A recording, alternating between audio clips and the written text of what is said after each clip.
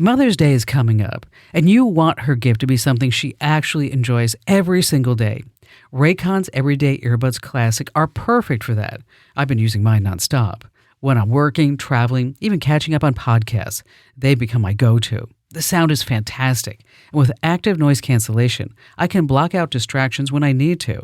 They've also added really smart upgrades. Multi-point connectivity lets me pair with two devices at once. The ergonomic fit is comfortable and stays put, no matter what I'm doing. And I'm loving the cool mint color. It's fresh, a nice change from basic black or white. Battery life is strong, up to 32 hours, and a quick 10-minute charge gives me 90 minutes of playtime. I also use awareness mode when I'm out walking my dog, so I can hear everything around me. So make it easy to celebrate the moms in your life. Go to buyraycon.com/Kim, and you'll get 15% off. That's buyraycon.com/Kim. buyraycon.com/Kim and get that 15% off right now. Call a contractor for a quote, a doctor's office, or a business to ask a quick question. Expect years of follow-up calls, texts, and checking in voicemails. Here's what really happens the second you call any business. Your number pops up on their caller ID. They keep your number, the time, date, and why you called. Sales gets a ping to follow up. Marketing adds you to a text blast. Bam, you're in the customer database forever. But if you play it smart, you don't have to be. Start by hiding your number before you dial. Punch in *67, then the number you're calling. Your call shows up as private on their end. It works every time, but you gotta remember to do it. Want it hidden always? On iPhone, open Settings and toggle off Show My Caller ID. On Android, it's in your phone app settings. Tap Hide Number. Set it once, forget it forever. Get my free 5-star rated newsletter right now at getkim.com. Next up, a call from my weekend show, The Kim Komando Show. Enjoy! Think about all the irreplaceable moments on your computer, your kids' photos, important records, years of work, and memories. If your computer crashed today, how much would you lose? It happens every day, and it's completely preventable. That's why I use and recommend Carbonite, my #1 choice for cloud backup. Carbonite gives you unlimited automatic protection for everything that matters. It quietly backs up all your photos, documents, and important memories in the background, safely, privately, and always just a click away on your computer or mobile app. Carbonite is your ultimate backup plan. It protects you from the unexpected, from accidental deletions and hard drive crashes to floods, fires, and even a morning coffee spill on your laptop. And if something does happen, recovery couldn't be easier. Just log in and restore everything with one click, even on a brand new computer. Right now, get 50% off Carbonite when you go to carbonite.com/Kim. That's carbonite.com/Kim. Live a better digital life with Carbonite. No one goes to Hank's for spreadsheets. They go for a darn good pizza. Lately, though, the shop's been quiet, so Hank decides to bring back the $1 slice. He asks Copilot in Microsoft Excel to look at his sales and costs and help him see if he can afford it. Copilot shows Hank where the money's going and which little extras make the dollar slice work. Now Hank has a line out the door. Hank makes the pizza, Copilot handles the spreadsheets. Learn more at m365copilot.com/work. All right, think about if you wanted to open your own store right now. Okay. You would need, obviously, money. Okay, good start. You need a place to rent. You'd need products. Cash register. Cash register. Shelving or display units for the products. And also, obviously, products. Yeah. You need some type of promotion. Sure. Okay. Well, the reason why I bring that up is that Lucas Peterson and Axel Backlund, they have created an AI agent by the name of Luna. And they have opened the first AI-run retail store where Luna did all this, right, Lucas? Yeah, that's correct.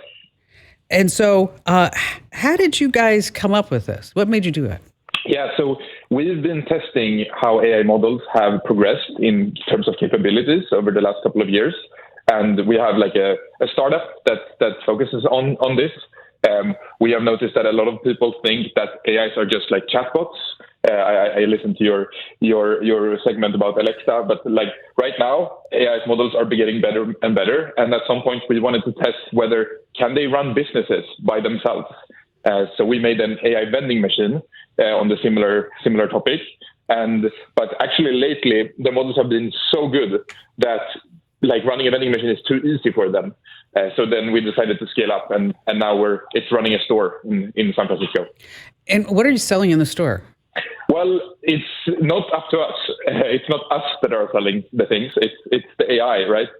So I actually on the first day when I walked into the store, there like on the day of the opening, I had no clue what was for sale.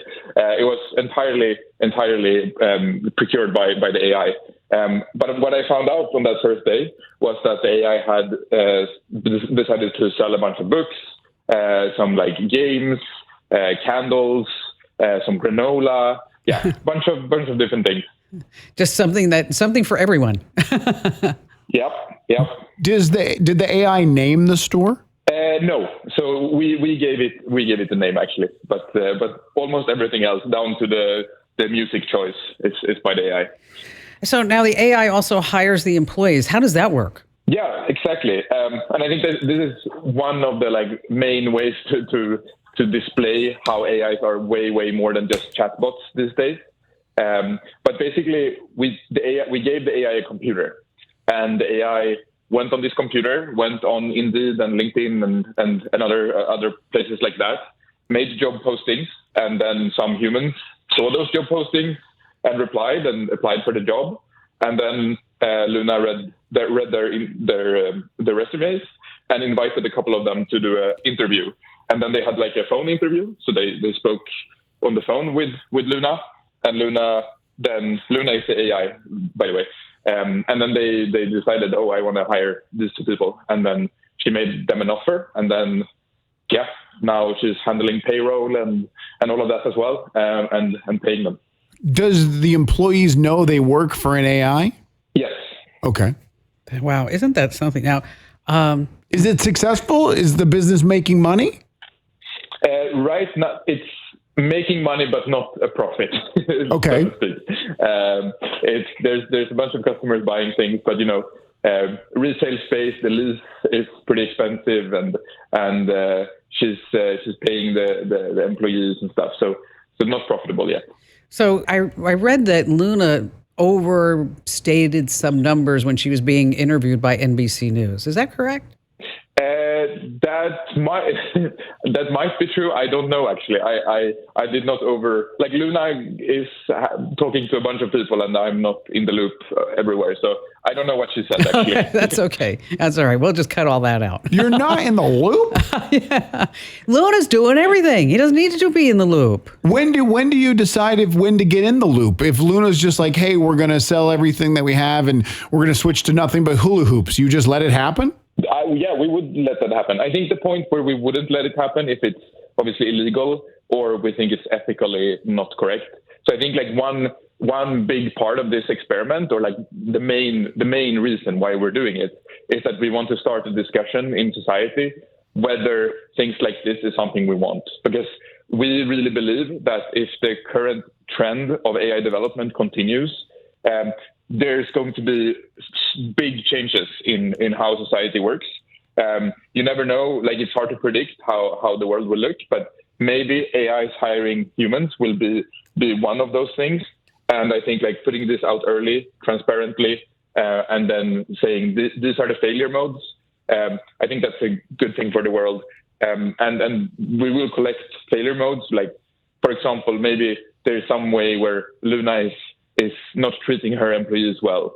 And then we will record that and go to the people who make the AI and say, look, this didn't go so well. Your next model needs to be more ethical around this. Yeah, or have more empathy or something. Well, so is there anything that Luna has failed at that it's just not good at? That a human has to be there to do it? Obviously, like physical tasks. That's why she hired humans. So like painting the walls and stuff, she hired humans for that. She is also not capable of like stopping theft. If a robbery goes into the store, there's been some funny moments so far where she on the day 2, like, so we got a lot of like traction from this on day 1 when we opened, and on day 2, the day you really want everything to work smoothly, she actually messed up her staffing schedule. So no one was opening the store on day 2. I've done that. We've all done that. We're going to give her a pass. Well, it's an interesting experiment. How long are you going to leave the store open, do you think? The lease is 3 years, so wow. It's not a pop-up. It's to stay. Wow, that is something. It makes me want to go to San Francisco just to walk in and go, hey, Luna, I interviewed you kind of almost a little bit.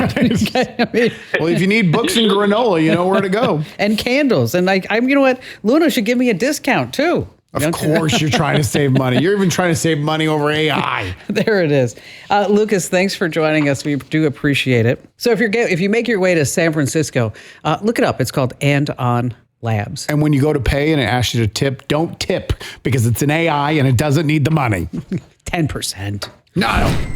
Hey, want to stay in the tech know without wasting your time? Join nearly 1 million folks who get my free newsletter, The Current, where you see the latest in tech in just 5 minutes every single day. You're just going to love it. It has a 5 out of 5 star rating over on Trustpilot. Sign up right now at getkim.com. That's getkim.com.